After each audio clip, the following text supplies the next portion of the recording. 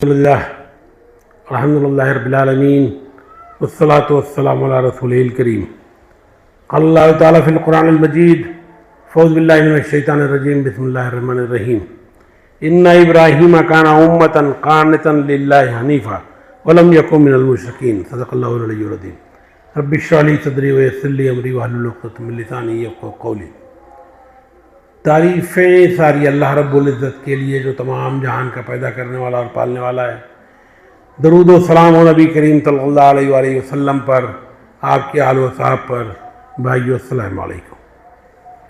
میں نے آپ کے سامنے سورہ نحل کی آیت نمبر 120 کی تلاوت کا شرف حاصل کیا. اللہ فرماتا ہے کہ بے شک ابراہیم ایک الگ امت تھے، اللہ کے فرمانبردار اور اس کی طرف یکسو اور مشکین میں سے نہ تھے. ذی الحجہ کا مہینہ شروع ہوا ہے. آج 2 تاریخ ہے. ذی الحجہ کا مہینہ حضرت ابراہیم علیہ السلام سے خاص نسبت رکھتا ہے، اس لیے ہم حضرت ابراہیم علیہ السلام کے بارے میں کچھ تھوڑی سی باتیں کرنے کی کوشش کریں گے. حضرت ابراہیم علیہ السلام کا جنم ار نام کے شہر میں عراق سے قریب 200 کلومیٹر دور ہوا تھا. ان کے باپ راج پروہت تھے. نمرود کے دربار میں پروہت کا کام کرتے تھے، مورتیاں بناتے تھے، مورتیاں بیچتے تھے اور مورتیوں کی پوجا کرتے تھے اور کراتے تھے. یہ ان کا پیشہ تھا. اس گھر میں حضرت ابراہیم علیہ السلام پیدا ہوئے اور ان مورتیوں کے ساتھ کھیل کر کے، ان کو پھینک کر کے، ان کو اٹھا کر کے، ان کو لات مار کر کے اس کے ساتھ وہ بڑے ہوئے. جب تھوڑا ہوش سنبھالا انہوں نے، جب تھوڑا بڑے ہوئے 10-12 سال کے، جب ان کو تھوڑی سی عقل آئی تو انہوں نے یہ بات سوچنی شروع کی کہ آخر وہ چیز جس کو میں نے بنایا ہے، جس کو میرے باپ نے بنایا ہے، جس کے دنیا والوں نے بنایا ہے، بنانے کے بعد، انسانوں کے بنانے کے بعد وہ انسانوں کا رب کیسے بن جائے گا. یہ سوال ان کے ذہن میں آیا. اور یہ سوال ہمارے ذہن میں بھی آنا چاہیے کہ وہ چیز جسے ہم اپنے ہاتھ سے بناتے ہیں، چاہے وہ قبر ہو، چاہے وہ مزار ہو، چاہے وہ جھاڑ ہو، چاہے وہ کٹا ہو، چاہے وہ کوئی ایسی چیز ہو جسے ہم اپنے ہاتھ سے بناتے ہیں، وہ کیسے میرا رب ہو جائے گی؟ جس کو میں نے پیدا کیا ہے وہ میرا مالک معبود کیسے ہو سکتا ہے؟ یہ بات حضرت ابراہیم علیہ السلام کے دماغ میں آئی. وہاں کے شہر کے باسی چاند تاروں کی پوجا کرتے تھے، تو انہوں نے اپنے شہر والوں کے سامنے ایک دن یہ بات رکھی کہ شاید یہ ستارے رب ہو سکتے ہیں کیونکہ چمک رہے ہیں. لوگوں نے سوچا شاید ابراہیم ہمارے ڈھب پر آ رہے ہیں. ابراہیم نے ان کو سمجھانے کے لیے دوسری بات کہی. جب چاند نکل آیا تو انہوں نے کہا دیکھیں یہ چاند زیادہ روشن ہے، تو امید ہے کہ یہ ستارے نہیں، یہ چاند جو ہے وہ زیادہ پاورفل دکھ رہا ہے، لہذا یہ رب ہوگا. جب صبح ہوئی اور سورج نکلا تو انہوں نے کہا دیکھیں یہ سورج بہت بڑا ہے، یہ بہت زیادہ روشن ہے، یہ بہت پاورفل ہے، تو یہ تارے اور یہ چاند تو رب نہیں ہو سکتے، یہ سورج ہو سکتا ہے. اور جب شام ہوئی اور سورج بھی ڈھل گیا تو انہوں نے ایک جملہ کہا بہت سمپل تھا کہ جو ڈوب جاتا ہو، جو ختم ہو جاتا ہو، جو اپنے وجود کو خود بنا کے نہ رکھ پاتا ہو، وہ رب کیسے ہو سکتا ہے؟ تو اس طرح سے انہوں نے لوگوں کو یہ بات سمجھائی کہ نہ تو ستارے، نہ تو چاند، نہ تو سورج، یہ کوئی بھی رب نہیں ہو سکتے. تو یہ ایک دلیل انہوں نے رکھی لوگوں کے سامنے. دوسرا کام کیا کیا انہوں نے؟ عملی تجربہ کیا لوگوں کو سامنے کہ جب لوگ شہر سے باہر گئے ہوئے تھے، جب ایک میلے میں گئے ہوئے تھے، تو مندر کے اندر گھسے اور انہوں نے بتوں کے ہاتھ پیر توڑ دیے، اور جو بڑا بت تھا اس کے کندھے پر کلاڑا رکھ دیا اور چلے آئے.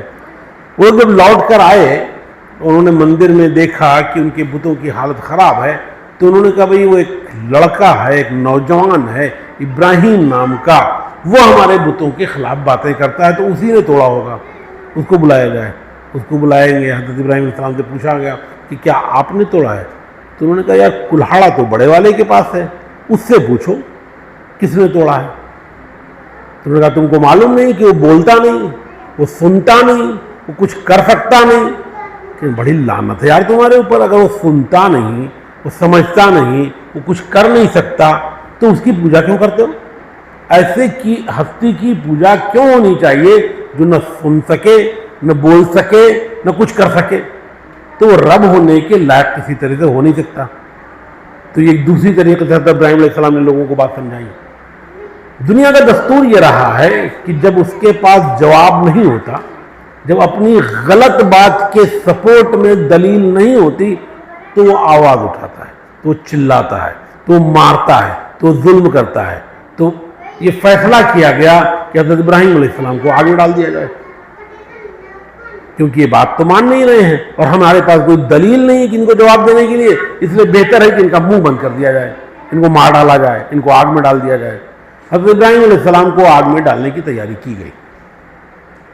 فرشتوں نے اللہ سے کہا کہ حضرت ابراہیم علیہ السلام کو آگ میں ڈالا جا رہا ہے، ان کا کچھ سپورٹ کیا جانا چاہیے کہ جا کر پوچھو ابراہیم سے۔ فرشتے آئے، انہوں نے حضرت ابراہیم علیہ السلام سے پوچھا کچھ مدد چاہیے؟ حضرت ابراہیم علیہ السلام نے کہا تمہاری نہیں چاہیے، جس کی مدد چاہیے وہاں آلریڈی اپلیکیشن دے دیا ہوں، جس کی مدد کی ضرورت ہے اس رب العالمین کے دربار میں درخواست لگا دیا ہوں، تمہاری نہیں چاہیے۔ فرشتے واپس چلے گئے۔ اللہ رب العزت نے بھی حضرت ابراہیم کی بات کا مان رکھا اور ایسا نہیں کیا کہ کسی فرشتے کو حکم دیا ہوتا کہ وہ آگ بجھائے، کسی فرشتے کو حکم دیا ہوتا کہ پانی برسائے، کسی فرشتے کو حکم دیا ہوتا کہ آندھی چلائے، نہیں، جبکہ اللہ کا کام کرنے کا اسٹائل ہی یہی ہے کہ وہ فرشتوں کے ذریعے سے کام کرتا ہے۔ لیکن یہاں پر اس نے فرشتوں کو استعمال نہیں کیا، اس نے یہ کام کیا، اس نے ڈائریکٹ آگ کو آرڈر دیا، فرشتوں کو آرڈر نہیں دیا۔ ہم یہ سمجھتے ہیں کہ آرڈر، حکم صرف جاندار چیزوں کو دیا جا سکتا ہے، ہمارے لحاظ سے آگ بے جان چیز ہے، لیکن ایک بنیادی دستور سمجھ لیں کہ ایک پتا بھی نہیں ہلتا بغیر اللہ کی مرضی کے۔ آگ ہو یا چھری ہو، کوئی جاندار چیز ہو یا جسے ہم بے جان سمجھتے ہوں، یہ تمام چیزیں اللہ کے حکم کی پابند ہیں اور اس کے ارادے، اس کی اجازت کے بغیر کچھ نہیں کر سکتی۔ لہذا اللہ نے آگ کو آرڈر دیا ڈائریکٹ کہ یا نار کونی بردوں وسلام علی ابراہیم، ایک آگ تو ٹھنڈی ہو جا، تو یہ حکم ڈائریکٹ آگ کو دیا، آگ ٹھنڈی ہو گئی۔ دیکھا جائے تو اس ماحول میں جہاں پر ایک بڑی آگ جلا کر حضرت ابراہیم علیہ السلام کو ڈالا گیا، جہاں پورا شہر اس بات کا تماشائی تھا کہ حضرت ابراہیم کی کیا حال ہوگی، اور وہاں اس نے دیکھا کہ ابراہیم علیہ السلام کے لیے آگ گلزار بن گئی ہے، تو ہونا تو یہ چاہیے تھا کہ پورا شہر ایمان لے آتا، کیونکہ اس سے بڑا اور کیا معجزہ ہوتا کہ ایک آگ جلائی گئی، اس کے اندر ایک انسان کو پھینکا گیا اور آگ اس کے لیے ٹھنڈی ہو گئی، تو پورے شہر کو ایمان لے آنا چاہیے تھا۔ لیکن بائبل کہتا ہے کہ لوگ اس طرح کی چیزوں سے ایمان نہیں لاتے، بلکہ لوگوں نے کہا کہ یہ تو جادو ہے۔ یعنی کہ انسانوں کو جب اپنی بات نہیں ماننی ہوتی، جب ان کے پاس کوئی بات کا جواب نہیں ہوتا، تو کہتے ہیں جادو ہے۔ نبی کریم صلی اللہ علیہ وسلم کے بارے میں بھی مکہ والوں نے یہی کہا تھا کہ یہ جادوگر ہے، جادو کرتے ہیں۔ جب ان کی بات کا جواب نہیں ہوتا، جب دلیل نہیں ہوتی، جب ثبوت نہیں ہوتا، تو آدمی اس طرح کی بے تکی باتیں کرتا ہے اور اپنی بات کو ثابت کرنے کے لیے معاملہ جادو پر ٹال دیتا ہے۔ بہرحال شہر کا لوگ کوئی ایمان نہیں لائے۔ بات نمرود تک پہنچی۔ نمرود نے کہا کہ بھئی تمہارا رب کون ہے؟ کہ میرا رب وہ ہے جو زندگی بخشتا ہے اور موت دیتا ہے۔ نمرود نے کہا یہ کام تو میں بھی کرتا ہوں، اور اس نے ایک معصوم آدمی کو قتل کرا دیا اور ایک جو جیل میں تھا جس کو پھانسی کی سزا ہوئی تھی اسے آزاد کر دیا۔ اس نے کہا دیکھو میں بھی زندگی دیتا ہوں، میں بھی موت دیتا ہوں۔ تو جب آدمی اس طرح کی بیوقوفی والی بات کرتا ہے تو دلیل ایسی دی جاتی ہے کہ پھر سامنے والے کی بولتی بند ہو جائے۔ حضرت ابراہیم علیہ السلام نے اس کے جواب میں جو بات کہی وہ ایسی زبردست تھی۔ انہوں نے فرمایا میرا رب وہ ہے جو سورج کو پورب سے نکالتا ہے اور پچھم میں ڈبوتا ہے۔ تو اگر رب ہونے کا دعوے دار ہے تو سورج کو پچھم سے نکال کے دکھا۔ اب اس کا تو کوئی جواب تھا نہیں، اسے بھی معلوم تھا اپنی اوقات، اپنی حیثیت، اور اس نے سرنڈر کر دیا۔ لیکن ہوتا یہ ہے کہ اپنی غلط بات کو منوانے کا طریقہ کیا ہوتا ہے؟ مارو، نکال دو شہر سے، ہٹا دو اسے۔ مارنے کی کوشش فلاپ ہو چکی تھی، لہذا دوسرا فیصلہ کیا گیا کہ ان کو شہر سے نکال دیا جائے۔ حضرت ابراہیم علیہ السلام کو شہر سے نکالنے کا آرڈر ہو گیا۔ جب حضرت ابراہیم علیہ السلام شہر چھوڑنے لگے،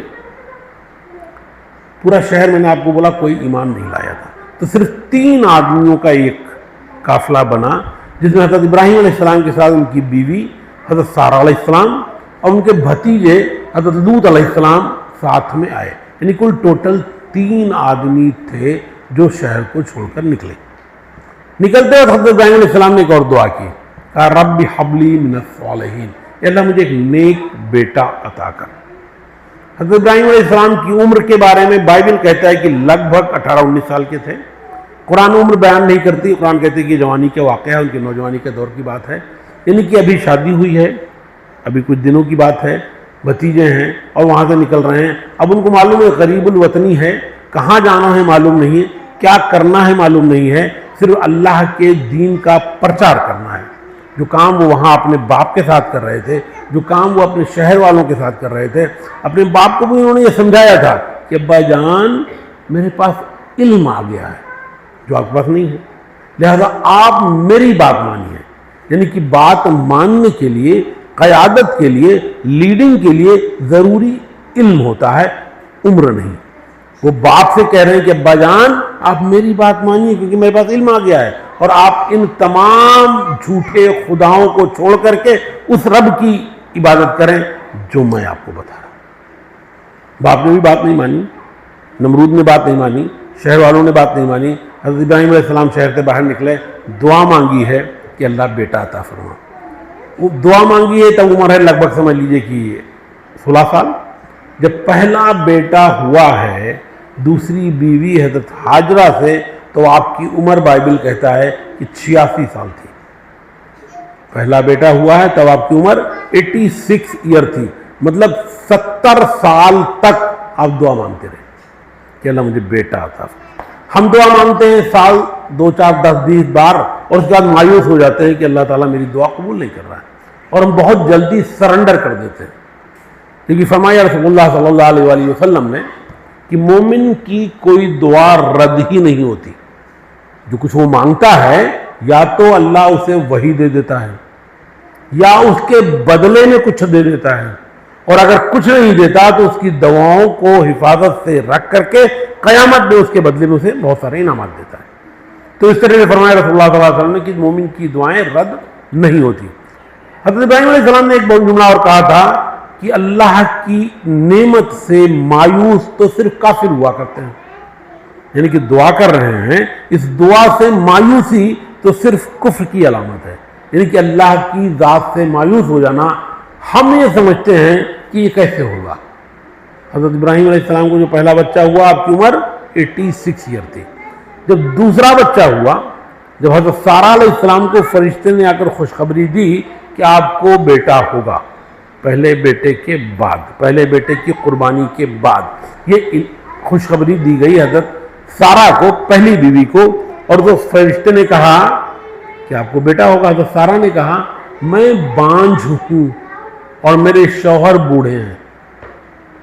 2 مسئلے ہیں، نمبر 1 میں بانجھ ہوں، نمبر 2 میرے شوہر بوڑھے ہو چکے ہیں، مجھے بچہ کیسے ہوگا؟ ظاہر سی بات ہے دنیا کا کوئی آدمی بھی یہ سوال پوچھے گا۔ حضرت سارہ نے فرشتے سے یہ سوال پوچھا کہ ایسا کیسے ہوگا؟ فرشتے نے کہا کذالک، ایسا ہی ہوگا جیسا تیرے رب نے کہا ویسا ہی ہوگا۔ جب رب کوئی بات کہتا ہے کہ ایسا ہوگا تو کسی دلیل کی، کسی ثبوت کی، کسی وجہ کی ضرورت نہیں ہوتی، کیونکہ رب کا کہنا ہی تمام کے لیے کافی ہوتا ہے۔ اگر اللہ نے کہا کہ بچہ ہوگا تو ہوگا۔ اور آپ نے بھی دیکھا ہوگا اس دنیا میں کہ شادی کے بعد کسی کو 10 10 20 20 سال بچے نہیں ہوئے اور اس کے بعد بچے پیدا ہوئے، کسی کو بچہ ہوا ہے پھر 20 سال تک نہیں ہوا، اس کے بعد 25 سال بعد دوسرا بچہ ہوا ہے۔ تو ہونے کو کچھ بھی ہو سکتا ہے، جو اللہ چاہے گا وہ ہو سکتا ہے، لہذا اللہ کی ذات سے مایوسی کفر ہے۔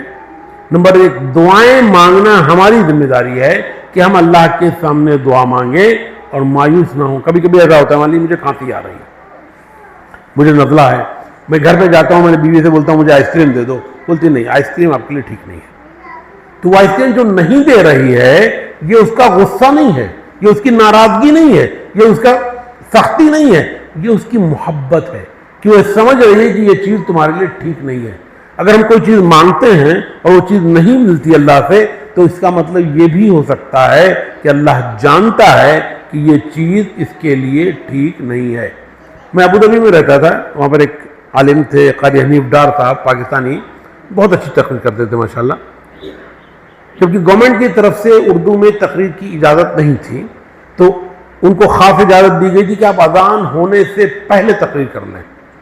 یعنی کہ جمعہ کی اذان 12 بجے لگ بھگ ہو رہی ہے تو 11 سے 12 آپ تقریر کر لیں. تو 11 بجے مسجد بھر جاتی تھی. اتنی اچھا وہ بولتے تھے اور اردو میں بولنے والے شہر کے اندر بہت کم جگہ اجازت تھی تو پورا شہر کے مسلمان خاص کر کے انڈین اور پاکستانی وہاں اکٹھا ہوتے تھے. ایک صاحب وہاں تشریف لائے, انہوں نے کہا مولانا میں پچھلے 10-15 سال سے کوشش کر رہا ہوں, مجھے ڈرائیونگ لائسنس نہیں مل رہا ہے. میں کم سے کم 25-30 بار ٹیسٹ دے چکا ہوں. لائسنس ملنا وہاں ایک بڑا کام ہے. مجھے خود بھی 3-4 سال بعد ملا تھا, کم سے کم 10 بار میں نے بھی کوشش کی تھی. میرا انہوں نے مولانا سے کہا کہ مولانا آپ دعا کریں اللہ تعالیٰ سے کہ اللہ مجھے لائسنس دلا دے. اصل لائسنس وہاں ایک بہت بڑی چیز ہے. تو انہوں نے کہا کہ شاید یہی مصلحت ہوگی اللہ کی کہ آپ کے لیے لائسنس مناسب نہیں ہوگا, اس لیے نہیں دے رہا. کہ نا آپ اللہ سے دعا کیجئے کہ مصلحت کو سائیڈ میں رکھے اور مجھے لائسنس دلا دیں. تو ان کا بھائی دیکھو اس طرح کی دعا تو میں نہیں کر سکتا, تم خود ہی کر لو اس طرح کی دعا. تو خیر انہوں نے دعا کی کہ اللہ مصلحت کو سائیڈ میں رکھ اور مجھے لائسنس دلا دے. اگلی ہی کوشش میں ان کو لائسنس مل گیا اور اگلے ہی ہفتے انہوں نے کار خرید لی اور اس کے اگلے ہی ہفتے ایکسیڈنٹ ہو گیا اور ان کا انتقال ہو گیا. انا للہ و انا الیہ راجعون. تو بہرحال میں یہ کہہ رہا ہوں کہ ہمیں نہیں پتا ہے کہ ہمارے لیے کیا اچھا ہے اور کیا برا ہے. جس نے ہم کو بنایا ہے, جس نے ہم کو پیدا کیا ہے, وہ میرے بارے میں زیادہ اچھی طریقے سے جانتا ہے کہ میرے لیے کیا اچھا ہے اور کیا برا ہے. لہذا اللہ کے سامنے اس طرح کی شرطیں نہیں رکھنی چاہیے. حضرت ابراہیم علیہ السلام وہاں سے نکلے, سیریا ہوتے ہوئے ادھر ادھر گھومتے پھرتے مصر پہنچے. مصر کے بادشاہ نے حضرت سارہ علیہ السلام پر بری نظر ڈالی اور ان کے اوپر زیادتی کرنے کی کوشش کی. اس کے ہاتھ مفلوج ہو گئے, اس کے جو ہے کام نہیں کر رہے تھے.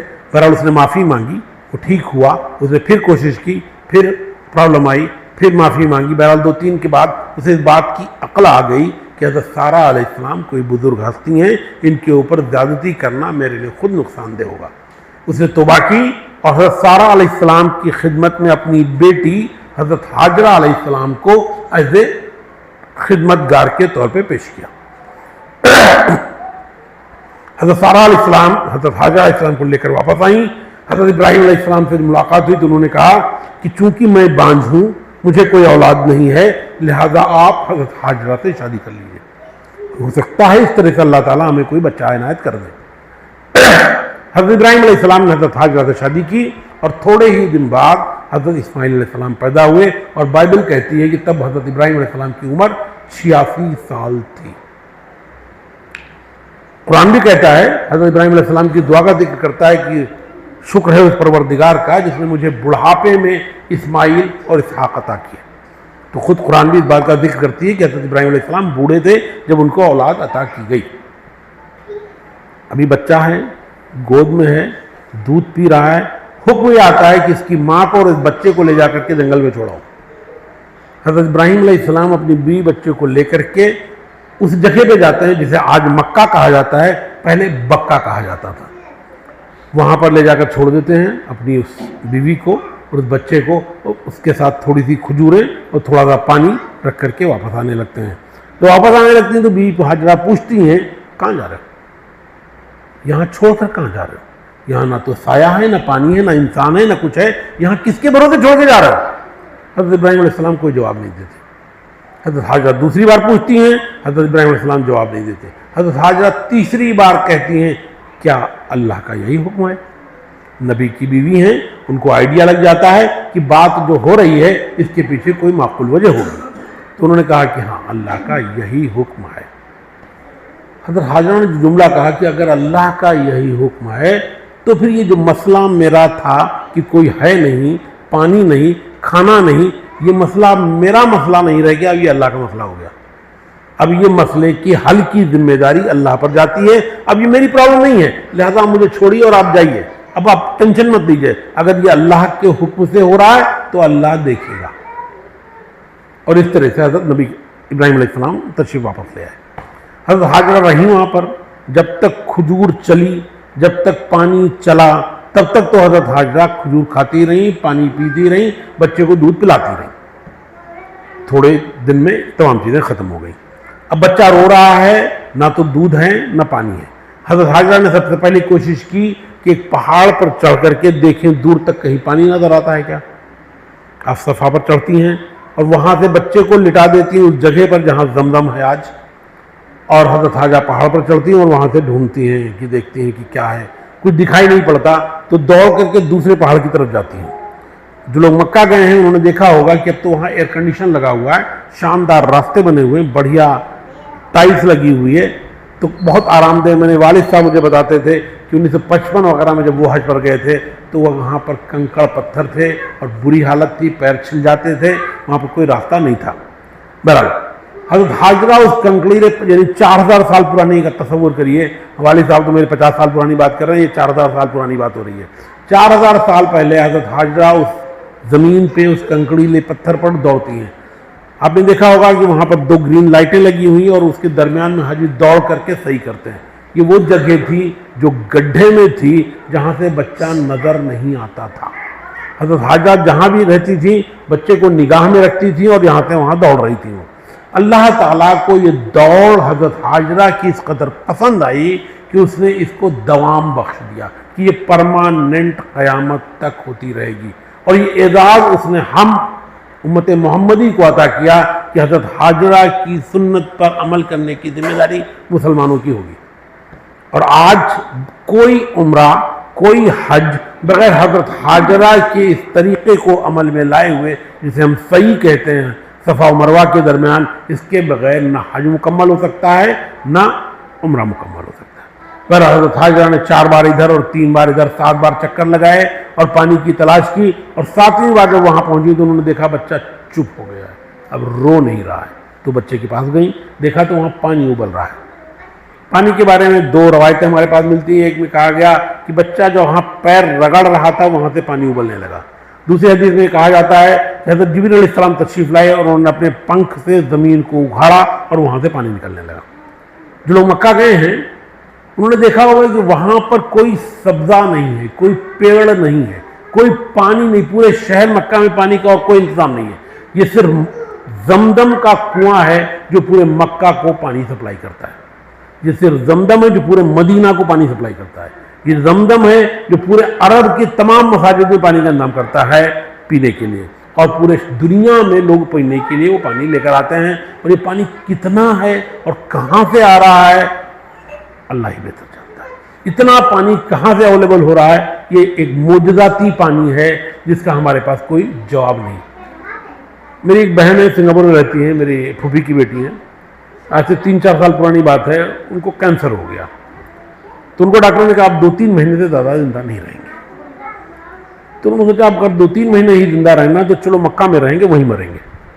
تو ویزا لے کر, سنگاپور والوں کو 30 دن کا ویزا فری ہوتا ہے, پوری دنیا میں جہاں بھی جانا چاہیں ان کو 3 مہینے کا ویزا آرام سے فری ملتا ہے. تو وہاں سعودی چلی گئیں, وہ مکہ میں رہنے لگی اور وہ کھجور کھاتی رہیں اور پانی پیتی رہیں, زمزم پیتی رہی. یہی ان کا ٹریٹمنٹ تھا. اچھا وہ گئی اسی لیے تھی کہ علاج کر تو کچھ کرنا نہیں ہے, اب تم نے عبادت کرنا ہے, مر جانا ہے. 3 مہینے گزر گئے, ویزا ختم ہو گیا, ان کو واپس سنگاپور جانا پڑا. سنگاپور جا کر انہوں نے پھر سے ٹیسٹ کرایا تو پتہ چلا کوئی کینسر نہیں ہے. تو یہ اس پانی کی تاثیر ہے جو فرمایا رسول اللہ صلی اللہ علیہ وآلہ وسلم نے کہ اس میں غذائیت بھی ہے اور شفا بھی ہے. تو اگر رسول اللہ نے کوئی بات کہی ہے تو اس بات میں دم ہوگا. ایسے نہیں فرمایا رسول اللہ صلی اللہ علیہ وسلم نے کہ ایسا کچھ کہہ دیا ہو جو سچ نہ نکلے. آج تک ایسا کوئی کیس نہیں کہ رسول اللہ صلی اللہ علیہ وسلم نے کوئی بات کہی ہو اور وہ صحیح نہ نکلی ہو. حضرت حاجرہ نے اس بچے کو رکھا وہاں پر, تو وہاں سے قافلہ گزر رہا تھا جرہم قبیلے کا. اس نے دیکھا اوپر پرندے ہیں آسمان میں, تو وہاں پر آیا, وہاں اس نے دیکھا پانی ہے. اس نے حضرت حاجرہ سے وہاں بسنے کی اجازت چاہیے. حضرت حاجرہ نے کہا ٹھیک ہے تم یہاں رہ سکتے ہو, لیکن اس پانی کی ملکیت میرے پاس ہوگی اور اس پانی کو استعمال کرنے کے پیسے دینے ہوں گے. اس طرح سے اللہ رب العزت نے حضرت حاجرہ کے کھانے پینے اور کمپنی ایک گروپ کا انتظام فرما دیا. اگر حضرت حاجرہ نے کہا تھا کہ یہ مسئلہ اللہ کا ہے تو اللہ نے اس مسئلے کو اتنی آسانی سے حل کیا کہ حضرت حاجرہ کے لیے کوئی مسئلہ باقی نہ رہا. تھوڑے دن اور گزرتے ہیں, بچہ چلنے پھرنے دوڑنے لائق ہو جاتا ہے. قرآن کہتا ہے دوڑنے پھرنے کے لائق ہوتا ہے. بائبل کہتی ہے کہ اس وقت ان کی عمر 13 سال تھی. حضرت ابراہیم علیہ السلام کو پھر حکم دیا جاتا ہے کہ جاؤ بچے سے مل کر آؤ. وہ پھر مکہ آتے ہیں اور وہاں پر وہ ایک خواب دیکھتے ہیں کہ میں اپنے بیٹے کو اپنے ہاتھوں سے ذبح کر رہا ہوں. خواب میں یہ نہیں دیکھتے کہ میں نے ذبح کر دیا ہے، بلکہ خواب یہ دیکھتے ہیں کہ میں ذبح کر رہا ہوں. وہ اپنے بیٹے سے کہتے ہیں کہ میں نے یہ خواب دیکھا ہے، میں تمہیں ذبح کر رہا ہوں، تمہاری کیا رائے ہے؟ بچہ کہتا ہے ابا جان جو آپ کو حکم دیا جا رہا ہے، جو آپ کو حکم دیا جا رہا ہے وہ کر گزریے، انشاءاللہ آپ مجھے صابروں میں سے پائیں گے. نبی کا خواب وحی کی ایک قسم ہوتی ہے اور یہ اللہ تعالیٰ کا حکم ہوتا ہے. یہ خواب کا رول نبی پر اپلائی ہوتا ہے. ہم جیسے لوگوں کو ایسی حماقت نہیں کرنی چاہیے کہ ہم کوئی چیز خواب میں دیکھیں اور اس پر دوسرے دن اٹھ کے عمل کر ڈالیں. یہ رول صرف نبی کے لیے ہے کہ نبی کے خواب میں شیطان نہیں آتا، لہذا یہ قانون صرف نبی پر لاگو ہوگا. حضرت ابراہیم علیہ السلام نے بچے سے بات کہی، اس کا مطلب یہ نہیں تھا کہ بچے سے اجازت مانگتے، اگر وہ اجازت دیتا تو قبول نہیں. وہ یہ دیکھنا چاہ رہے تھے کہ جو میں نے دعا کی تھی کہ رب حبلی من الصالحین، کہ اللہ مجھے ایک صالح بیٹا عطا کر، تو دعا کتنی قبول ہوئی ہے. کیا بچہ واقعی میں پوری طرح صالح ہے؟ اللہ تعالیٰ نے جو عنایت کیا ہے وہ ایک دم پرفیکٹ ہے. تو بچے نے نبی کا بیٹا ہے اور آگے نبی ہونے والا ہے، اس نے نبیوں جیسا جواب دیا کہ ابا جان آپ کو جو حکم دیا رہا. بچے کو بھی یہ بات سمجھ میں آئی کہ نبی کا خواب حکم ہے اور اس نے اس بات کی اجازت دی اور باپ بیٹے دونوں چلے اور وہاں انہوں نے مینا میں آ کر کے باپ نے بیٹے کو متھے کے بل گرا دیا. علماء لکھتے ہیں متھے کے بل گرانے کا مقصد یہ تھا کہ بچہ سجدے کی حالت میں ہو. اور اس کے بعد حضرت ابراہیم علیہ السلام نے چھری چلا دی. میں نے ابھی آپ کو آگ کا ذکر کیا تھا کہ آگ کی یہ مجال نہیں ہے کہ بغیر اللہ کی اجازت کے کسی چیز کو جلائے، تو چھری کو بھی اس بات کی مجال نہیں ہے کہ اللہ کے حکم کے بغیر کسی چیز کو کاٹے. ہم یہ سمجھتے ہیں کہ یہ چھری آگ بے جان چیز ہے، لیکن دنیا کی ہر شے، اس کائنات کی ہر شے اللہ کے حکم کی محتاج ہے اور اس کے حکم کے بغیر ایک پتا بھی ادھر سے ادھر نہیں ہوتا. بہرحال حضرت جبریل علیہ السلام تشریف لائے، انہوں نے حضرت اسماعیل علیہ السلام کو ہٹایا، ایک مینڈھا وہاں رکھا اور اس مینڈھے کی قربانی حضرت ابراہیم علیہ السلام نے دی. اس لیے آج ہم اس قربانی کی یاد میں امت مسلمہ، جبکہ حضرت ابراہیم علیہ السلام کو یہودی، عیسائی اور مسلمان تینوں اپنا باپ مانتے ہیں. یہ تینوں ہی امتیں، چاہے حضرت عیسیٰ علیہ السلام ہو، چاہے حضرت موسیٰ علیہ السلام ہو، چاہے محمد صلی اللہ علیہ وسلم ہو، یہ تینوں ہی حضرت ابراہیم کے خاندان سے ہیں اور یہ تینوں ہی حضرت ابراہیم علیہ السلام کو اپنا باپ مانتے ہیں. لیکن یہ سنت ابراہیمی، جو ذبیح اللہ والی، یہ قربانی والی سنت صرف مسلمان ادا کر رہے ہیں. یہ قربانی کی سنت، حضرت ابراہیم علیہ السلام کی سنت، کیا یہ جو توفیق اللہ نے دی ہے، یہ جو فضیلت بخشی ہے، وہ امت مسلمہ کو دی ہے. اما عائشہ فرماتی ہیں کہ رسول اللہ صلی اللہ علیہ وآلہ وسلم نے فرمایا کہ ذی الحجہ کے 3 دن 10، 11 اور 12 میں قربانی سے بڑھ کر اور کوئی عمل نہیں ہے جو اللہ کو پسند ہو. اللہ کو سب سے زیادہ محبوب یہ 3 دن میں قربانی ہے. پوچھا گیا قربانی کیا؟ کہا یہ تمہارے باپ ابراہیم علیہ السلام کی سنت ہے اور اس جانور کے ہر روئے کے بدلے، ہر بال کے بدلے میں ایک نیکی ہے. ایک اور جگہ رسول اللہ صلی اللہ علیہ وسلم نے فرمایا کہ جس کے اندر قربانی کی استطاعت ہو، یعنی کہ جو صاحب نصاب ہو، یعنی کہ جس کے پاس 7.5 تولہ سونے کے برابر کا مال ہو، اس کے اوپر قربانی واجب ہے. اور اگر وہ قربانی نہ کرے تو میری عیدگاہ میں نماز پڑھنے نہ آوے. یہ فرمایا رسول اللہ صلی اللہ علیہ وسلم نے. تو اگر ہو سکے، اگر اللہ نے طاقت دی ہے تو ضرور، تب تو فرض ہے، اور اگر طاقت نہیں ہے، کم ہے، تو پھر بھی قربانی 3,500-4 ہزار روپے میں ہو جاتی ہے. اگر آدمی مینج کر سکتا ہے تو یہ بہت ہی ثواب کا کام ہے. رسول اللہ صلی اللہ علیہ وسلم نے جب حج پر گئے تو آپ نے 100 اونٹ قربان کیا تھا. آج کے ریٹ کے حساب سے اگر ہم دیکھیں تو ایک اونٹ لگ بھگ کم سے کم 5 لاکھ روپے کا، اور 100 اونٹ کا مطلب 5 کروڑ روپے حضرت نبی کریم صلی اللہ علیہ وسلم نے قربانی کے لیے استعمال کیے تھے. تو قربانی ایک بہت ہی افضل کام ہے، ایک بہت ہی ثواب کا کام ہے، اور یہ ضرور ہی کیا جانا چاہیے. ایک اور پرابلم ہے قربانی کے تعلق سے کہ ہم آج کل 2 قربانیاں کرتے ہیں، ایک بکرے کی اور ایک گائے کی. اور گائے کو ہم بانٹ دیتے ہیں اور بکرے کو فریزر میں رکھ لیتے ہیں، اور اس کے بعد بجلی چلی جاتی ہے، لائٹ خراب ہو جاتی ہے، فریزر خراب ہو جاتا ہے، گوشت سڑا کر کے پھینک دیا جاتا ہے. اس لیے ریکویسٹ یہ ہے مشورہ یہ ہے کہ جس طرح سے گائے کا گوشت بانٹتے ہیں اسی طرح بکرے والا گوشت بھی بانٹیں، اور بانٹنے کا ثواب الگ سے ہوگا۔ حضرت نبی کریم صلی اللہ علیہ وسلم نے حضرت عائشہ سے ایک بار پوچھا کہ جو بکری تحفے میں آئی تھی کیا کچھ بچی ہے؟ کہا نہیں، میں نے ساری تقسیم کر دیے، صرف ایک ہاتھ، ایک دستہ بچا ہوا ہے۔ فرمایا صلی اللہ علیہ وسلم نے جو تقسیم کر دیا ہے وہ بچی ہے، جو بانٹ دیا ہے وہ بچی ہے، جو بچی ہوئی ہے وہ تو کھا کر کے ضائع ہو جائے گی۔ تو اسلام کا سسٹم یہ ہے کہ جو بانٹ دیا گیا ہے، جو غریبوں تک پہنچا دیا گیا ہے، جو ضرورت مندوں تک پہنچا دیا گیا ہے وہ بچا ہوا ہے، اور جو خود کھا کر استعمال کر لیا گیا وہ ضائع ہو گیا، وہ ختم ہو گیا ہے۔ تو یہ تصور کو دھیان میں رکھتے ہوئے قربانی کے گوشت کو بانٹنا چاہیے۔ جہاں تک بانٹنے کا تعلق ہے، فتویٰ یہ ہے کہ یہ کسی کو بھی دیا جا سکتا ہے، اپنے آپ کو، اپنے رشتہ داروں کو، اپنے دوستوں کو، غریبوں کو، مسلمانوں کو، غیر مسلموں کو، کسی کو بھی تقسیم کیا جا سکتا ہے، اور اگر آپ غریبوں تک پہنچائیں گے تو غریبوں کو پہنچانے کا الگ ثواب ہوگا۔ البتہ نہ یہ گوشت بیچا جا سکتا ہے، نہ یہ چمڑا بیچا جا سکتا ہے کہ بیچ کر کے اس کی رقم آپ استعمال کر لیں، نہیں، اس بات کی اجازت نہیں ہے۔ خود استعمال کرنے کے لیے گوشت کی بھی اجازت ہے، چمڑے کی بھی اجازت ہے۔ بہرحال آج کل چمڑا کسی کو استعمال کرنا آتا نہیں، لہذا اسے بیچ کر کے صدقہ کر دینا ہی زیادہ مناسب ہوتا ہے۔ تو یہ کچھ بنیادی باتیں تھیں جو حضرت ابراہیم علیہ السلام کے تعلق سے کرنا چاہتے ہیں۔ 1-2 منٹ اور لوں گا میں آپ کو۔ حضرت ابراہیم علیہ السلام نے کچھ دعائیں کی تھیں۔ ایک دعا انہوں نے یہ کی تھی کہ اللہ اس شہر کو امن کا شہر بنا اور یہاں کے رہنے والوں کو پھلوں کا رزق دے۔ یہ دعا آج 4000 سال بعد قبول ہوئی ہے۔ آج عرب میں دنیا کے سارے پھل سال کے 12 مہینہ ملتے ہیں۔ 4000 سال بعد یہ دعا پوری ہوئی ہے، اور ہم بہت جلدی دعا مانگ کر مایوس ہو جاتے ہیں، ہم بڑی جلدی سرنڈر ہو جاتے ہیں۔ تو دعا مانگنے میں نہ تو کنجوسی ہونی چاہیے اور نہ کسی لیول پر مایوسی ہونی چاہیے۔ ایک اور دعا مانگی تھی حضرت ابراہیم علیہ السلام نے، کہا تھا کہ اللہ ان کی امت میں سے، ان کی ذریت میں سے، حضرت اسماعیل علیہ السلام کی وہاں پر مکہ میں دعا مانگی تھی کہ ان کی ذریت میں سے ایک نبی اٹھائی ہو، اور وہ نبی ایسا ہو جو آپ کی حکمت کی تعلیم دے، جو آپ کا علم سکھائے، جو ان کو سیدھا راستہ دکھائے، جو ان کو آپ کی پہچان کرائے۔